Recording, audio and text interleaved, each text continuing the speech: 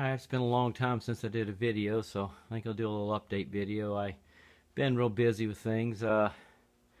My house is about almost 35 years old, and it's needed a lot of work for a long time, so I've been staying busy on that. What turned into replacing just the kitchen cabinets, my wife turned into a major. We wound up putting in new counters and microwave above the stove, so I had to tear the wall up and put electrical in there. And now I got the whole back of the roof tore off the thing. During Hurricane Wilma, it took most of the shingles off the front, so I'd replaced that. I should have did that on the back also. Anyhow, I got it all dried in this week. I had to replace 2 of the bar drafters and about 8 sheets of plywood, but we got it all dried in, and probably gonna put a couple more weeks on the house and get back to my hot rods. But anyhow, here's the little 32 Chevy Roadster thing we were building at one time. It's kind of back burner because there's been some more projects come through since then.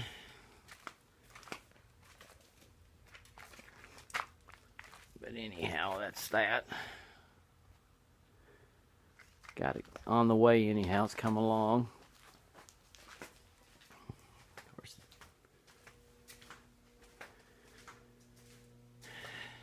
Got the Camaro back running completely.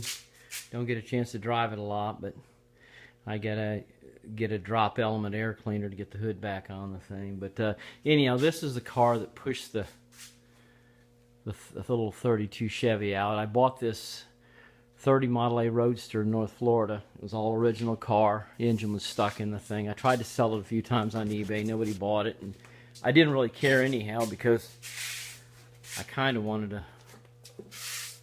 to build the car. But super solid body. What you see is what you see. I mean, I haven't put any filler in or anything. The bottoms of the doors got some rust, but I've already got the panels for that. And I put a 4-inch drop Magnum axle in it that I had around for a while. I've had that little 56 Corvette 265 around, so I'm going to put that in it.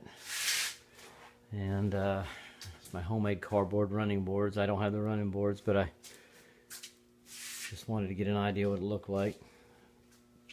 But anyhow, I've decided to put coilovers in the back. I've decided to go with a 5-speed, so just to make things tough on myself. But show you my little setup I built. This is my little setup. I'm using the original pedals, and I bought one of the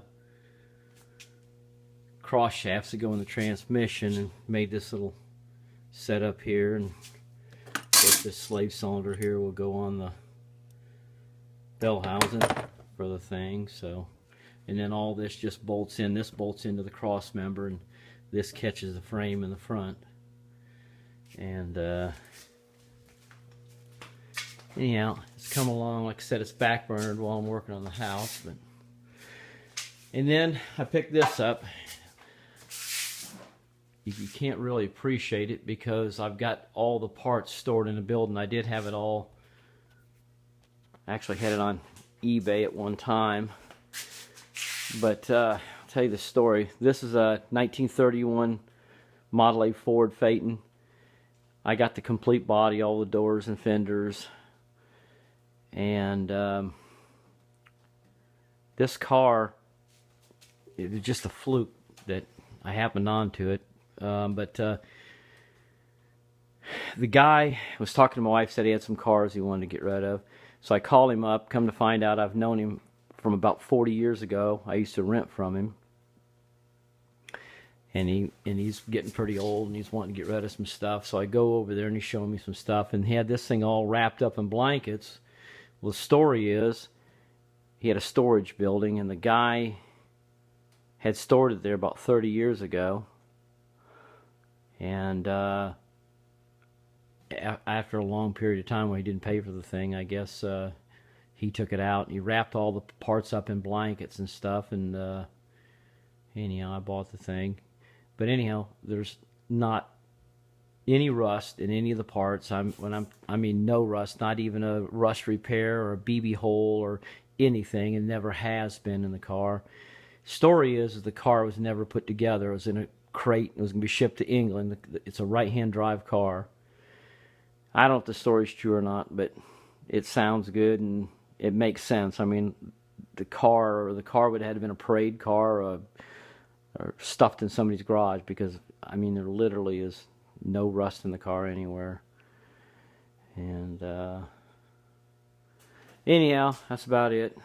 Just a little update.